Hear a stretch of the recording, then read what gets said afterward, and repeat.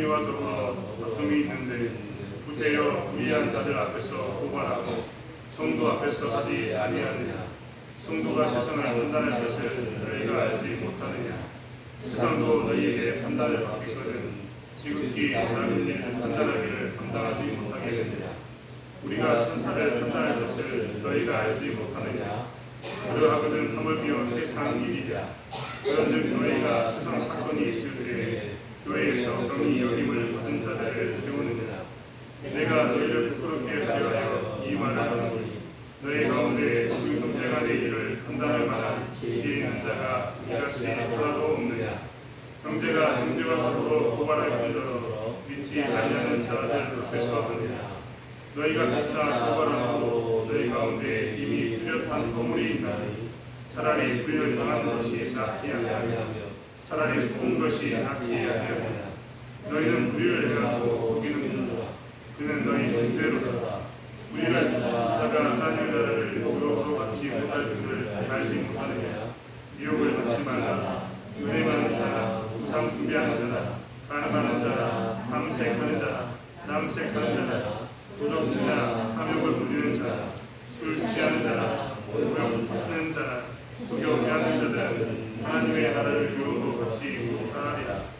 너희 중에 이와 같은 자들이 있더니 주 예수 그리스도의 이름과 우리 하나님의 성령 안에서 씻음과 거룩함과 거룩하심을 받았느니라. 아멘.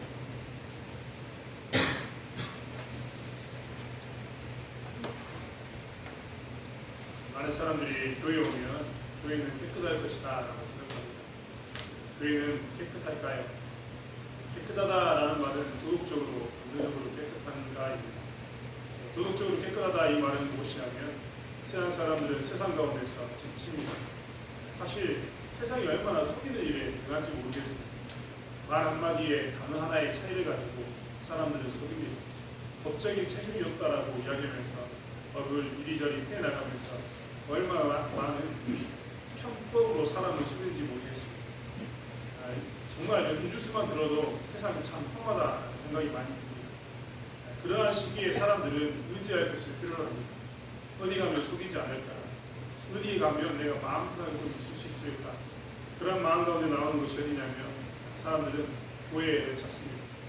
가장 가까이 있고 왠지 교회라고 이야기하면 그리스도의 십자가를 생각하면 헌신이 생각나고 사랑이 생각나기 때문에 교회 가면 내가 내 마음 편하게 있을 것이고 교회 가면 최소한 속이는 사람은 없겠지 하고 찾아옵니다. 교회 가면 위로를 받고 평화를 내가 누릴 수 있겠지. 세상에서 누리지 못했던 그 불안한 사이를 깨뜨리고 평안함을 내가 누리겠지라고 생각하면서 교회에 찾아오게 됩니다. 하지만 그들은 대부분 다 이야기합니다. 교회도 똑같다라고 합니다. 교회도 똑같이 정말 평안할 줄 알았는데 평안하지 못한 일이 있고 교회는 사랑만 넘칠 줄 알았는데 사랑이 넘치는 것뿐만 아니라 거기에 악한 사람도 많다는 것을 그들은 깨닫게 됩니다. 오히려 큰 사기꾼, 좀 더 많은 돈을 빼앗았던 사기꾼들은 교회 안에 있구나라는 것을 사람들은 더 많이 이해합니다. 심지어는 오직했으면 교회에서 돈 빌리는 일 하지 말라고 광고할 만큼 교회는 이렇게 돈을 가지고 장난치는 사기꾼들이 정말 많습니다. 잘 보면 정말 우리 교회는 그렇지 않지만 잘 보면 그분들이 항상 이용하는 것은 나는 어디 교회 전도사였소 라는 말입니다. 나는 어디 권사였소 라는 말입니다. 나는 믿음이 좋습니다 라는 표현으로 열심히 하는 사람들이 항상 속이는 이유가 있습니다. 그래서 교회는 그런 사람을 만날 때마다 큰 어려움을 겪습니다. 교회만 그런 게 아니라 교회에 나와서 평안을 찾고자 사랑을 찾고자 했던 모든 사람들이 그러한 삶 가운데 보면 교회도 똑같구나라고 생각하면서 그리스도와의 길을 떠나버립니다.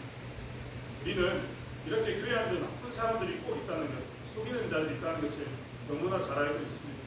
그렇지 않습니까? 이런 사람은 항상 모든 세대에 존재했습니다.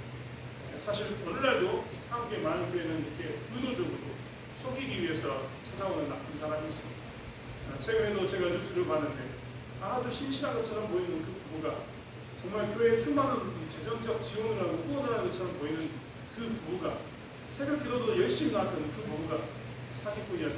수백억을 사기친 사기꾼이었다라는 뉴스가 나와서 깜짝 놀랐습니다. 이렇게 속이는 자들이 반드시 있습니다. 마치 성경이 이야기하는 것처럼 양이 탈을 쓴 늑대처럼 그들은 교회를 숨깁니다. 반면에 이런 사람이 있다는 걸 저희가 인정하기 때문에 이런 사람이 사기치는 것은 좀 이해가 됩니다. 이런 사람이 속이는 것, 그놈은 원래 나쁜 놈이었어 라고 이야기하면서 교회는 그런 양의 탈을 쓴 늑대 같은 인간들이 꼭 있어라고 이야기하면 우리는 한편으로 마음이 좀 놓입니다. 그런데 중요한 것은 정말 중요한 것은 그런 사람 말고 내가 보기에 오랫동안 같이 신앙생활을 했고 내가 보기에 함께했던 정말 동거동락하면서 신앙생활을 했던 그 사람 정말 그러지 않을 줄 알았던 그 사람이 사실은 교회 가운데 문제를 일으켰을 때 우리는 정말 고민하게 됩니다. 아니 모르는 사람이었다면 예를 들어서 아까 이야기한 것처럼 뭘 믿던 사람이 갑자기 와서 열심히 하는 것처럼 보이면 아, 저 사람은 원래 우리 교회 사람이 아니었는데 다시 사람이었는데 나쁜 사람이었나 보다 라고 이야기가 되는 거예요. 함께 저희가 쭉 자라면서 신앙생활하고 쭉 지금까지 몇십 년 동안 같이 자라왔던 그 사람 때문에 누군가 힘들어하고 누군가 어려워한다면 아니 그 사람 때문에 내가 힘들고 내가 어렵다면 우리는 그럴 때마다 어떻게 해야 할지 모르는 상황 가운데 놓이게 됩니다. 아 정말 어떻게 해야 될까? 정말 그럴 줄 몰랐는데 내가 정말 믿었던 저 사람이 정말 낯선 사람이라면 속이는 자였다면 아예 이해가 되지만 저 사람은 속이는 자도 아니고 열심히 교회 다니는 사람인데 저 사람마저도 저렇게 되는 걸 보면 우리는 그럴 때 실망할 때가 너무나 많다는 겁니다. 하지만 우리는 그럴 때도 분명히 기억해야 될 게 있습니다. 교회는 많은 사람들이 문제가 없으면 속이는 자가 없으면 사랑만 넘치면 그게 진짜 좋은 교회다라고 생각하는데 사실 그런 교회는 존재하지 않습니다. 진짜 좋은 교회는 뭐냐면 문제가 없는 교회가 좋은 교회가 아니라 문제가 있을 때에도 하나님의 말씀대로 기준 삼아서 말씀대로 치리하는 교회가 말씀대로 세워가는 교회가 진짜 좋은 교회입니다. 그렇기 때문에 우리는 사실 무엇을 해야 되느냐 말씀대로 세우는 교회를 늘 찾아야 됩니다. 왜 그러면 문제없는 교회가 없냐고요. 사실 우리는 예수 그리스도를 통해서 죄 용서를 받았습니다. 하지만 우리가 죄의 용서를 받았을 때 우리가 이 죄를 좀 뜯어서 봐야 됩니다. 죄는 두 개의 것으로 되어 있었는데 하나는 죄의 책임, 죄의 값에 관한 부분입니다. 또 하나는 죄의 오염이라는 부분이 있는데 이 두 개가 이렇게 딱 붙어 있습니다. 오염의 빚값으로 우리가 딱 죄 용서를 받으면 어떻게 되느냐 죄의 책임이 싹 사라집니다. 그래서 우리는 어떻게 되느냐 죄값을 치르지 않습니다. 죄값을 치르지 않으니까 우리는 이제 어떻게 됩니까? 자유하게 되는 거죠. 하나님의 나라로 갈 수 있는 특권이 우리 가운데 열리게 되는 겁니다. 예수를 믿기만 하면 우리는 죄의 책임 부분을 용서받습니다. 그런데 중요한 것은 이 반쪽이 남아있습니다. 이것은 뭐냐면 죄의 오염에 관한 부분입니다. 오염됐다 이 말은 다른 말로 얘기하면 금묵자금, 즉 먹이는 데 가면 먹이 튀어서 내 몸이 더러워지는 것처럼 우리의 인생 가운데서는 예수를 믿고 난 후에도 여전히 무엇이 남아있냐면 죄의 책임은 사라졌는데 또 죄의 오염된 부분 예수 믿어서 이 오염된 부분도 조금씩 사라지고는 있지만 여전히 죄의 오염된 부분이 남아있어서 이 부분이 우리나라에 무엇을 만드느냐 자꾸 범죄하게 만듭니다. 교회 다니고 예수 잘 믿으면 예수 십자가만 믿으면 싹 죄가 없어질 것처럼 보이는데 착각입니다. 그것은 정말 예수 믿고 죄의 책임은 사라졌지만 이것이 자꾸 우리를 괴롭히는 겁니다. 과거에 살았던 죄에 붙들려 살았던 그 죄의 오염이 나라에 자꾸 옛날로 돌아가게 만듭니다. 내가 예수 믿었고 은혜 받았고 정말 내가 하나님의 능력을 경험해서 나는 두 번 다시 세상 사람처럼 살지 않아야지 라고 이야기했는데 이 죄의 오염 부분이 여전히 내 마음 가운데 남아있어서 어떻게 하느냐 나라에 자꾸 범죄하게 하고 잘못하게 하고 예수 안 믿었던 옛날처럼 자꾸 나를 끄집어 당겨서 죄 짓게 하는 그 역할을 한다는 겁니다. 사실 그렇기 때문에 교회는 죄가 없을 수가 없습니다. 사실 하나님이 오시는 주님이 오시는 그날 재림이 오시면 하나님 나라가 이제 진짜 완전히 이루어지게 되는데 그때에는 죄가 없는 세상이 있겠지만 이 땅에 사는 동안 우리는 그렇기 때문에 뭐하고 살아야 되냐 이 죄의 오염된 부분과 싸워야 합니다. 맨날 그래서 우리가 기도하는 건 아닙니까? 어떤 사람은 어떤 이단은 예수 믿었으니까 끝났다 마음대로 살아도 된다라고 이야기하지만 그것만은 착각입니다. 잘 모르는 거죠. 우리 가운데는 뭐가 여전히 남아있냐면 죄의 오염에 관한 부분이 남아있습니다. 그래서 자꾸 우리가 이 옛사람도 돌아가려고 하니까 우리 그때마다 뭐하냐면 기도하는 겁니다. 하나님 내가 예수 믿고 은혜 가운데 거했음에도 불구하고 자꾸 이것이 이렇게 웅터가지고 싹이 터가지고 나로 저리를 끌고 간다. 나는 정말 내 입술을 단속하고 싶고 내 행동을 단속하고 싶고 내 마음을 딱 단속해서 정말 예수 믿는 사람처럼 말하고 예수 믿는 사람처럼 행동하고 예수 믿는 사람처럼 내 마음을 가지고 살고 싶은데 요 죄의 오염이 싹 터가지고 나를 자꾸 끌고 가니까 내가 범죄한다라고 우리는 고백하고 기도하는 겁니다. 그래서 그때는 이 죄에 대한 회개를 우리 늘 하고 삽니다. 우리 권사님도 그랬지만 우리가 죄에 대해서 회개하는 것은 이 죄이라고 고백하는 이유는 다 뭡니까? 바로 그 죄의 오염이 자꾸만 우리를 알고 범죄하게 만들기 때문입니다. 예수의 은혜를, 큰 십자가 은혜를 경험했음에도 불구하고 자꾸 우리를 이끌고 가는 이것이 우리를 힘들게 하기 때문에 우리가 여전히 죄인이라고 고백하는 겁니다. 이러한 죄의 오염이 있는 한 교회는 영원히 문제없는 교회가 될 수가 없습니다. 물론 성장하면 성장할수록 우리 교회가 좀 신앙이 영적으로 이렇게 성장하면 성장할수록 기초적인 것은 안 하겠죠. 기초적인 것. 예를 들면 예전에 한국 교회가 술과 도박과 이 첩질로 유명했는데 교회 다니면서도 그걸 하니까 선교사님들이 너무 가슴 아파가지고 정말 한국 교회가 희망이 있을까라고 생각했는데 새벽 기도를 통해서 주일 낮 예배 저녁 예배를 통해서 수요 기도회 수요 예배 이런 것들을 통해서 교회가 계속 모이게 힘쓰고 말씀을 들으면 어떻게 되냐면 이런 것들은 교회에서 이제 많이 사라졌습니다. 이런 것들은 거의 없죠. 영적 성장이 오면 이런 기본적인 건 사라집니다. 그렇다고 해서 교회가 여전히 범죄하지 않느냐, 교회에 이 죄 짓는 일이 완전히 사라졌느냐, 그렇지 않습니다. 교회는 여전히 문제가 남아있습니다. 이 문제를 우리는 어떻게 처리하는가가 굉장히 중요하다는 것을 알아야 돼요. 문제가 있는데도 불구하고 정말 우리 그냥 친하니까 넘어가자 이런 말을 하는 것, 눈 한번 찔끔 감고 그냥 다 좋은 게 좋은 거라고 넘어가는 것은 정말 미안한 이야기지만 잘못된 방법입니다. 그러한 모습 가운데 있었을 때 신앙 사람들이 우리에게 뭐라고 이야기하면 이게 교회냐라고 이야기합니다. 아까 말씀드렸던 것처럼 신앙 사람들은 위로받고 싶고 사랑받고 싶어서 교회 오지 않습니까? 이 사람들이 교회 오면 문제가 있다는 것을 분명히 압니다. 하지만 풀어가는 방법이, 해결하는 방법이 세상 사람들처럼 그렇게 하지 않고 독특하게 기독교적인 방식으로 하나님의 말씀으로 문제를 풀어가면 그 사람들도 수긍합니다. 아, 이게 교회구나. 이렇게 하는 게 교회구나. 이렇게 해야겠구나라고 생각한다는 겁니다. 그런데 교회마저도 세상과 똑같이 하면 그때 사람들이 뭐라고 이야기하냐면 이건 교회가 아니다 라고 이야기하는 겁니다. 오늘 본문에서 사도 바울은 바로 그 이야기를 하고 있습니다. 사도 바울은 고린도교에 가서 복음을 증거했고 말씀을 증거했습니다. 긴 시간 동안 에베소 이후에 최고로 긴 시간 동안 거주하면서 그 땅에 열심으로 씨를 뿌려가지고 많은 사람들을 양육했습니다. 그리고 그 사람들이 말씀을 긴 시간 동안 가르쳤습니다. 그들은 알만큼 알만한 사람들이었는데 오늘 본문을 보니까 뭐라고 나왔냐면 이렇게 6장 1절에는 이렇게 기록했습니다. 너희 중에 누가 다른 이와 더불어 다툼이 있는데 구태여 불의한 자들 앞에서 고발하고 성도 앞에서 하지 아니하느냐. 문제가 교회 안에 생겼다는 겁니다. 성도 간의 문제, 성도에 부딪히지 않는 다른 사람과의 문제인데 특별히 오늘은 성도 간의 문제입니다. 교회 안에서 성도 간의 문제가 생겼습니다. 그런데 뭐라고 이야기하냐면 성도 가운데 문제가 있는데 너희들이 어떻게 했다라고 이야기하냐면 불의한 자들 앞에서 고발했다라고 이야기합니다. 그리고 성도 앞에서는 하지 않았다라고 이야기하는 거죠. 이 말이 무엇이냐면 교회 앞에서 교회 성도들 간에 문제가 있으면 교회 안에서 문제를 풀어야 되는데 왜 교회 밖에 세상의 법정으로 가져갔느냐라고 이야기하고 있습니다. 사실 교회는 교회에 문제가 생기면 교회는 교회 헌법에 따라서 하나님의 말씀에 근거한 헌법에 따라서 교회는 무엇을 하냐면 이 절차에 따라서 성도의 다툼을 분쟁을 해결하게 되어 있습니다. 여러분 먼저는 이 저희 교회에서 이 당회가 권장하는 이 재판권이 있습니다. 당회가 재판권을 가지고 난 다음에 이 교회의 작은 일들을 문제가 있으면 이런 문제를 해결하는 역할을 하게 됩니다. 장로님들을 뽑으실 때 그리고 목사를 뽑을 때 뽑는다는 말 세울 때 정말 조심해야 될 게 있는데 그것은 무엇이냐면 이 당회가 정말 얼마로 세하지만 교회가 바르게 치리될 수 있다는 것, 바르게 다스릴 수 있다는 것을 꼭 기억하면서 뽑아야 됩니다. 두 번째로 이 당회에 새겨지지 못하면 교회 너무 억울하지 않습니까? 그래서 어디에 이야기할 수 있냐면 노회라는 곳에 이야기할 수 있습니다. 노회는 무엇이냐면 이 지역에 있는 합동교단의 교회 목사님들이 모여서 교회가 모여서 조직한 게 노회입니다. 아마 우리 권사님들 젊은 시절에 시찰 모임 많이 다니셨을 겁니다. 시찰과 시찰이 모여서 생기는 게 뭐냐면 노회가 됩니다. 그러면 어떻게 하냐? 노회에 이야기할 수 있습니다. 내가 교회에서 이런 일을 당했는데 교회 안에서 이런 분쟁이 있었는데 내가 이 문제를 교회 안에서 풀려고 했는데 교회가 잘못 풀어줬다. 그러니까 나는 노회에다 이야기합니다. 노회가 교회 위에 있는 상급기관이기 때문에 노회에서 이 문제를 풀어주기 원합니다라고 이야기를 합니다.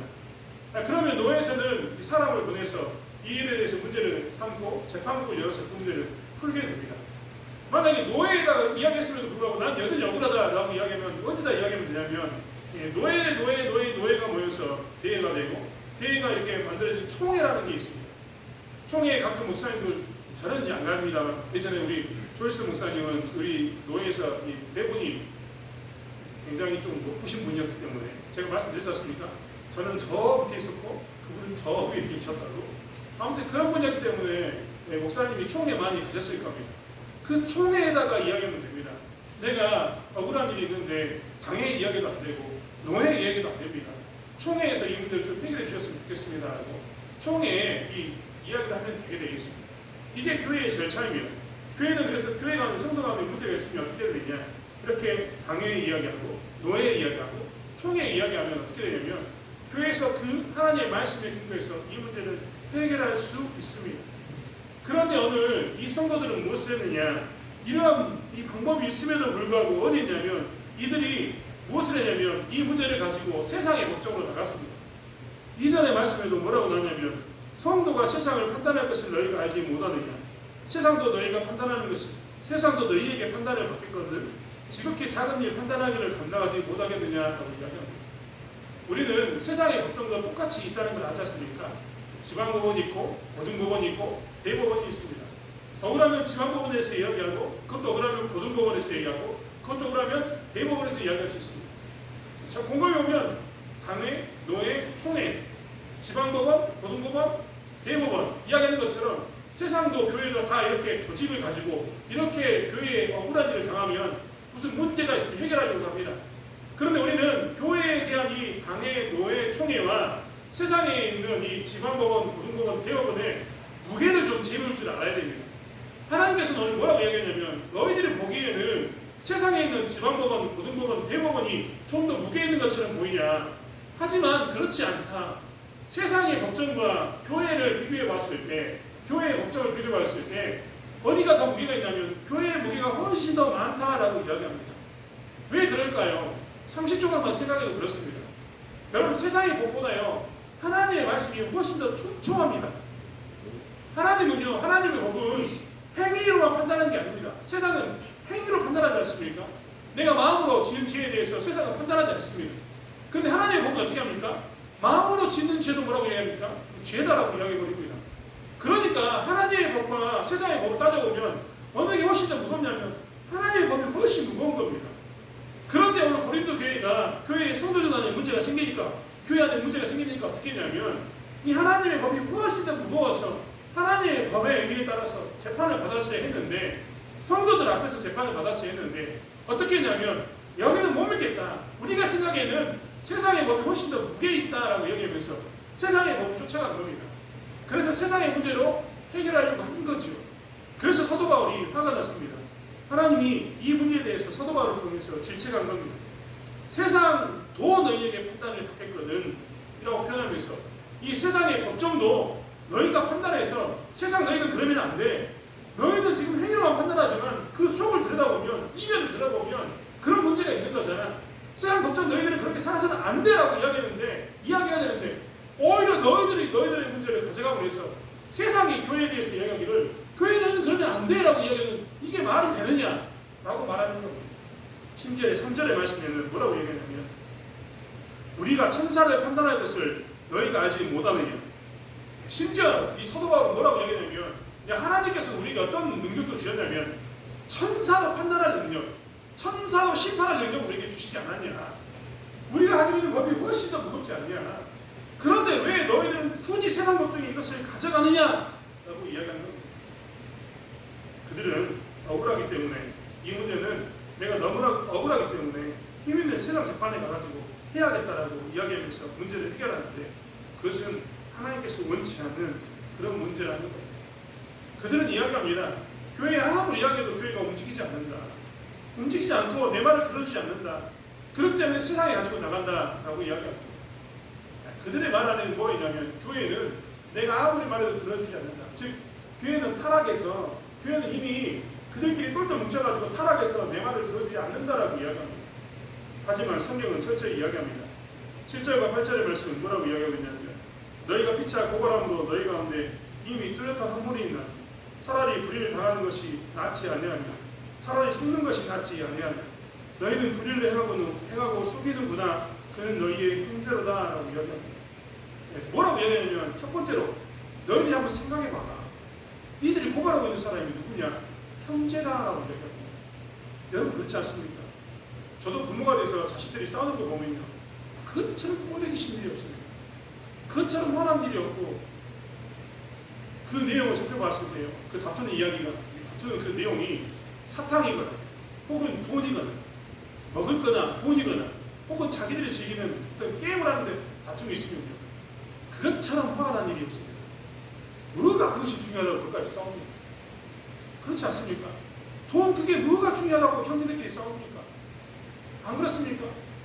그 자기들이 뭔가 좀 더 많이 갖고 적게 갖고 그게 뭐가 중요하다고 그렇게 싸우는가 이겁니다. 부모 입장에서는 그래서 가슴을 치면서 웁니다. 자식을 잘못 키웠다라고 이야기하기도 하고, 내가 이 꼴을 보려고 내가 이렇게 살았냐라고 이야기할 때 정말 많습니다. 이게 뭐냐면 부모 입장에서는 형제가 형제를 고발하는 것처럼 꼴보기 싫은 일이 없습니다. 오히려 이 형이 동생을 위해서 기꺼이 자기 것을 내어주고, 동생이 형을 위해서 기꺼이 자기 것을 내어주면서 형이 좀 더 많이 가지시게라고 이야기하고, 동생이 좀 더 없으니 좀 더 많이 가지시게 이야기하는, 이게 훨씬 더 아름다운 거죠. 부모 입장에서 바라는 건요, 그런 겁니다. 좀 더 형제를 위해서 애쓰고 수고하는 그 손가락이 더 아픕니다. 더 사랑스럽습니다. 하나님이 그 이야기하고 있는 겁니다. 도대체 형제를 고발하는 너희들은 누구냐? 너희들 가운데 이 형제를 고발하는 그 마음은 도대체 뭐냐? 형제라는 것을 잊어버렸네요. 라고 이야기합니다. 특별히 7절과 8절의 말씀을 통해서 더욱더 이야기하는 것입니다. 너희들이 형제라면 너희들이 형제 가운데서 스스로 해결할 수 있지 않느냐? 그렇지 않습니까? 가족끼리 가족 간의 문제 가운데서 해결하지 못할 게 어디 있습니까? 좀 손해를 보더라도 내가 좀 더 양보하면요, 가족 안에 평화가 찾아옵니다. 그것만 있습니까? 나누면 나눌수록 가정의 우애가 더 깊어지면서요, 시간이 지나면 그것을 알면 어떻게 합니까? 내가 잘못했네, 내가 잘못했네, 서로 울면서 불면서 뭐라고 이야기합니까? 더 깊어지는 게 가족입니다. 즉, 이 가족 안에는 뭐가 있냐면 스스로가 그 문제를 해결할 수 있는 능력들이 항상 있는 거예요. 예수 믿는 사람은 이 썩어가지고 굳어가지고 딱딱하게 굳어가지고 해결할 수 없을까요? 여러분 좀 전에 이야기했던 것처럼 교회가 해결해주지 않으니까 내가 세상에 나갔다라고 이야기하는 사람들이 있는데, 그 말은 교회가 자정 능력이 없고 교회가 스스로 문제를 해결하지 못한다고 이야기하는데 과연 그럴까요? 마치 가족 안에서 형제들의 문제 가운데서 누가 양보하고 형제니까 참고 인내하면 그 문제가 풀리고, 시간이 지나면 그것 때문에 오히려 더 우애가 깊어지는 것처럼 교회 안에서도 자정 능력이 충분히 있다는 겁니다. 여러분 한번 생각해 보십시오. 교회 안에 자정 능력이 없겠습니까? 오늘 우리는 사도 바울이 이야기했던 것처럼 그는 너희 형제라는 말을 들었는데요, 하나님 말씀을 한번 살펴볼까요? 마태복음 5장에서는 하나님께서 이야기하시는 게 있습니다. 마태복음 5장 38절부터 48절의 말씀에 하나님께서 이야기하시는 말씀이 있는데, 그것은 무엇이냐면 어떻게 살 것인가에 대한, 그리스도인이 어떻게 살 것인가에 관한 문제입니다. 어떤 기준으로 살 것인가? 마태복음 5장 38절의 말씀은 이렇게 기록하고 있습니다. 또 눈은 눈으로, 이는 이로 갚으라 하였다는 것을 너희가 들었으나, 이 말은 구약 성경에 나와 있습니다. 나는 너희에게 이르노니 악한 자를 대적하지 말라. 누구든지 내 오른편 뺨을 치거든 왼편도 돌려내며, 또 너를 고발하여 속옷을 가지고자 하는 자에게 겉옷까지도 가지게 하고, 또 누구든지 너로 억지로 오리를 가게 하거든 그 사람과 심리를 동행하고, 내게 구하는 자에게 주며 내게 꾸고자 하는 자에게 거절하지 말라. 또 내 이웃을 사랑하고 내 원수를 미워라 하였다는 것을 너희가 들었으나, 나는 너희에게 이르노니 너희 원수를 사랑하며 너희를 박해하는 자를 위하여 기도하라. 이같이 한즉 하늘에 계신 너희 아버지의 아들이 되리니, 이는 하나님이 그 해를 악인과 선인에게 주시며 비를 누러온 자와 불의한 자에게 내려주심이라. 너희가 너희를 사랑한 자를 사랑하면 무슨 상이 있으리요? 세리도 이와 같이 하느니라. 또 너희가 너희 형제에게만 무난하면 남보다 더한 것이 무엇이냐? 이방인들도 이같이 아니하느냐? 그러므로 하늘에 계신 너희 아버지의 온전하신 것 같이 너희도 온전하라. 내 형제라는 것을 떠나서 하나님의 말씀만 비추어봐도, 말씀의 기준으로 삼아서 이야기해도 뭐라고 이야기하시냐면, 예수님께서 하셨던 말씀에는 뭐라고 이야기하냐면 원수를 위해서 기도하고 해를 가한 자들을 위해서 뭐하라고요? 오히려 더 그들에게 잘 대해줄 것을 이야기하고 있습니다. 우리는 이것만 봐도 우리 가운데 분쟁이 생기면요, 어떻게 해야 될지 기준이 분명해집니다. 아니, 세상 사람들을 나에게 올밤 뗀 사람에게 윗밤을 줘야 되고, 내 겉옷을 다는 사람에게 속옷을 줘야 되고, 오리를 나를 끌고 가는 사람에게 심리를 같이 가져가는 이런 일들을 해야 되는데, 심지어 우리를 박해하는 자들, 욕하는 자들에게 기도해 주는 게 우리의 모습이라고 이야기하는데, 이것이 그리스도인의 기준이라고 이야기하는데, 안 믿는 그들에게도 이렇게 살아야 되는데 믿는 자들에게는 어떻게 살아야겠습니까? 너무나 당연하죠. 이런 것은 기본적으로 해결되는 것인데, 분명한 문제인 것은 우리는 너무나 잘 알 수 있습니다. 뿐만 아닙니다. 사실 우리는 이런 것 때문에만 그들을 용서하는 게 아니라 우리의 은혜 때문에 그들을 용서하지 않을 수가 없습니다. 우리는 은혜를 누렸지 않습니까? 우리가 십자가의 은혜를 누렸습니다.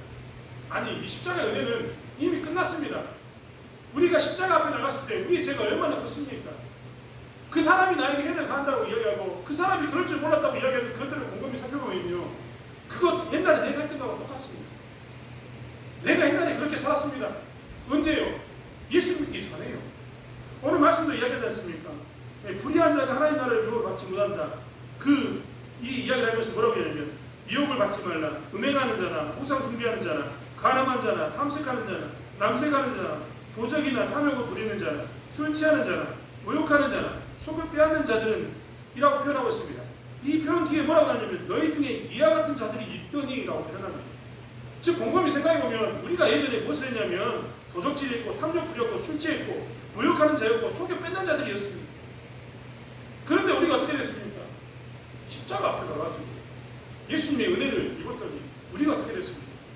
지금 이렇게 된 겁니다. 그 십자가의 은혜를 받을 때 우리가 뭘 했습니까? 값없이 받았습니다. 우리가 뭘 드렸습니까? 그분에게. 우리가 지금 와서는 내가 정말 권사가 될 때까지, 내가 목사가 될 때까지, 내가 장로가 될 때까지 이것을 드렸습니다. 나는 11조를 드리고 감사금도 드리고 주정금 드리고 내 젊었을 때 여러 가지 노력하며 수고하면서 여러 가지 봉사도 했습니다 라고 이야기하지만, 그 모든 것을 더해도 십자가 앞에서 우리의 죄 용서해 주님 그 은혜에 비할 바가 있습니다. 우리는 감히 그 은혜에 비할 바가 없습니다. 우리는 그분 앞에서 은혜 받을 때 아무것도 한 게 없습니다. 그저 주시니까 그거 받고, 나 같은 죄인을 용서해 주시니까 눈물 콧물 흘리면서 하나님 감사합니다라고 고백했고, 그 은혜가 감사하니까 그럼 내가 하나님의 종이라도 살라입니다. 제 종으로라도 살겠습니다. 내가 드릴 수 있는 것은 이거밖에 없어서 이걸 드리겠습니다. 하나님, 내가 할 수 있는 것은 이거밖에 없어서 이거 하겠습니다라고 이야기하는 건 아니겠습니까? 그런 우리들이라고 생각합니다. 사실 그 형제를 바라봅니다. 그 형제가 하는 것을 보면서 뭘 바라봐야 됩니까? 나를 바라봐야 합니다. 내가 저랬었는데 십자가 은혜 받고 이만큼 되었다. 내가 옛날에 저렇게 꽉 저 사람처럼 살았는데, 내가 예전에 너처럼 살았는데 지금 내가 어떻게 되냐, 이렇게 바뀌었다라고 이야기할 수 있는 겁니다. 이렇게 사는 것이 우리의 삶이어야 된다고 성경은 이야기하고 있습니다. 그렇다면 한편은 억울한 생각이 듭니다. 그럼 하나님, 저 속인 사람이 날 속일 때 그냥 멍청하게 당하고만 살아야 됩니다. 세상 사람들은 보통 이런 경우 호구라고 이야기해요. 호구. 탈탈 틀리면서 다 주는 사람, 그냥 착한 사람, 그냥 착해서 저 사람한테 가면 다 주는 그런 사람으로 살아야 됩니까? 적당히 손을 긋고 적당히 깍쟁이처럼 살아야지만 되는 것 아닙니까? 라고 우리는 이야기합니다. 하지만 성경은 그렇게 살라고 이야기합니다. 말씀을 기준으로 살고 은혜를 가지고 살고, 혹여라도 너희들이 좀 손해보더라도 세상 걱정에 나가지 말고 어떻게 하라고요? 하나님의 걱정 안에서 살라고 이야기합니다. 네 형제에게 좀 손해를 보면 어쩌냐라고 이야기합니다. 오히려 형제를 고발하는 것이 더 부끄러운 일 아니냐, 그 형제와의 문제를 가지고 세상에 나가는 것처럼 창피한 일이 어딨냐라고 성경은 분명히 이야기하고 있습니다. 성경은 이렇게 이야기하지만 생각해보면요, 그 일은 우리가 호구 잡히는 일만은 절대 아닙니다. 성경은 항상 나를 보게 만듭니다. 성경을 볼 때마다 우리는 항상 이 말씀은 저 사람이 들어야 되는데 이런 생각할 필요가 전혀 없습니다. 왜냐하면 성경은 항상 나를 비춰주기 때문입니다. 그런데 성경이 이렇게 우리에게 이야기할 때, 이 송사에 관한 이야기를 할 때 맨날 그럼 당해주면 나는 정말 아까 이야기한 것처럼 호구 아니냐라는 생각이 들지만 전혀 그렇지 않다니까요. 문제가 그렇게 하나씩 있을 때마다 우리는 기도하게 되고 말씀을 보게 됩니다. 하나님, 나는 어떻게 될까요? 고민하면서 눈물을 흘리면서 기도하게 됩니다. 근데 재밌는 건요, 그게 우리의 신앙을 성장시킵니다. 어린아이들이 문제를 풀 때마다 고민합니다. 이 문제는 어떻게 풀어야 돼? 이 문제 틀렸네. 또 틀렸네. 어떻게 풀어야지 고민하면요, 그 한 문제를 풀 수 있습니다. 그 다음에 문제를 넘어갔을 때 이 문제가 또 틀렸네. 이 문제를 어떻게 풀어야지 또 한 문제를 넘어갈 수 있습니다. 이렇게 한 문제 학생들이 문제를 풀다 보면 나중에 어떻게 되는 줄 아십니까? 그게 그 친구의 실력이 됩니다. 그가 진짜 모든 문제를 풀 수 있는 그 실력을 갖추게 되는 거죠. 신앙 안에서도 마찬가지입니다. 우리가 형제와의 송사 가운데서 손해보는 것처럼 느껴지고, 우리가 형제의 송사 가운데서 나는 내가 손해보더라도 차라리 교회 안에서 이 문제를 풀기로 한다. 나는 하나님께 이것을 모두 맡기겠다라고 이야기하면서 눈물을 흘리고 콧물을 흘리면서 하나님께 이 문제를 가지고 나오지 않습니까? 그럼 그 문제 하나를 풀면서 내 신앙이 성장합니다. 또 다른 문제가 또 찾아오면 또 그 문제를 가지고 또 기도하면 됩니다. 그럼 내 신앙이 또 성장합니다. 하나씩 그렇게 문제를 풀다 보면요, 내가 처음 말씀드렸을 때 했던 것처럼 세상 가운데에서 푸는 세상 사람들처럼 문제를 풀지 않고 하나님이 주신 은혜 가운데서 하나님의 말씀 안에서 하나님의 사람처럼 문제를 풀어갑니다. 이렇게 하나님의 사람들이 하나님의 방법으로 문제를 푸는 방법이 있는 교회가 진짜 교회가 된다니까요. 세상 사람들은 이것을 바라고 있다니까요. 문제 없는 교회가 아니라 문제가 있을 때도 이 사람들은 고발하지 않고 눈물로 문제를 푸네. 이 사람들은 정말 세상 사람들처럼 헐뜯고 서로 송사해가지고 빼앗기는 이런 싸움을 하는 게 아니라 정말 이것을 하나님 앞에 나가가지고 눈물을 흘리면서 이 말씀 가운데 기도 가운데 이 문제를 푸네. 어떻게 저렇게까지 참으면서 기도할 수 있을까? 어떻게 저렇게까지 인내하면서 말씀대로 살 수 있을까? 이러한 것을 보면서 세상은 비로소 뭐라고 얘기하냐면 이것은 진짜 교회, 이것은 진짜 하나님이 계시는 곳이구나 라는 것을 보게 된다. 사실 그렇기 때문에 우리는 어떻게 해야 됩니까? 우리의 신앙이 커가는 이 하나님 안에서의 문제를 해결하는 방법 가운데 살아야 합니다. 이렇게 살아야지만 교회다워지기 때문에 우리에게만 그렇게 유익이 있을 거예요. 제가 말씀으로 저만 뭐라고 했는데 성경은 저 외에도 저 사람도 보여줍니다. 오늘 그들에게는 뭐라고 얘기하냐면 이런 사람들은 하나님의 나라를 유업으로 받지 못한다라고 10절의 말씀에 콕 찍어서 말씀했습니다. 그 사람들이 자꾸 속이는 것처럼 보이고 그 사람들이 나를 속여서 그렇게 살면 그 사람이 잘 될 것처럼 보입니까? 정말 죄송한 이야기지만 최종적으로 하나님 나라가 임했을 때 그 사람들은 하나님 나라의 문턱에 걸립니다. 우리가 지금까지 살아가면서 우리의 최종적인 목표가 뭐였습니까? 이 땅에서 잘 사는 게 아니었습니다. 하나님 나라에 우리 하나님의 백성으로서 들어가서 하나님과 동행하는 삶, 하나님과 동거하면서 하나님의 얼굴을 직접 보면서 하나님 내가 이 날을 기다렸습니다라고 이야기하는 그 삶을 우리가 기대하고 있었는데 이 사람들은 어떻게 한다고요? 이 소개된 자들은 어떻게 한다고요? 이 불의를 행하는 자들은 어떻게 한다고요? 딱 그 문턱에 걸려가지고 넘어가지 못합니다. 하나님께서는 하나님 나라를 유업을 받지 못하게 하겠다라고 말씀하셨습니다. 비록 그들은 세상에서 잘 살지는 모릅니다. 세상에서는 우리를 소유하기 때문에 좀 더 유익을 누리면서 편안히 살지는 모릅니다. 하지만 결정적인 순간 하나님의 나라가 임했을 때 그들은 하나님 나라에 들어가지 못한다는 얘기합니다. 사랑하는 성도 여러분, 우리는 오늘 교회의 송사를 어떻게 평가에 대해서 보았습니다.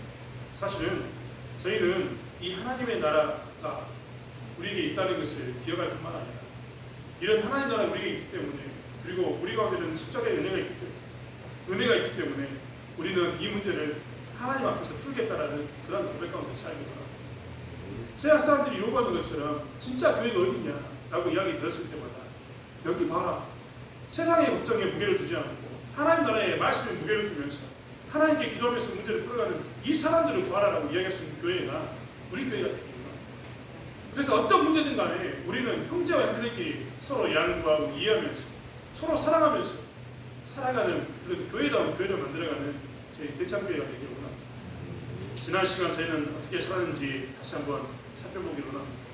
지난 시간 우리가 살았던 모습을 살펴보면서 그리고 그 시간 동안 우리가 누렸던 은혜를 살펴보면서 다시 한번 우리가 하나님의 말씀 안에서 살아가는 법이 무엇인지 앞으로 억울한 일을 당하면 내가 어떻게 해야 될지를 다시 한번 되돌아보면서 말씀 안에서 해결하고 기도 가운데서 해결하고 문제가 있을 때마다 하나님께 아뢰면서 해결해 나가는 저와 여러분이 되기를 원합니다. 그러한 교회를 만들어가는 그래서 진짜 이 지역에 있는 사람들이 힘들고 어려울 때마다 그 교회에 가면 하나님의 사람들이 있다라는 말을 들을 수 있는 저희 성도들이 되길 원합니다. 기도하겠습니다. 하나님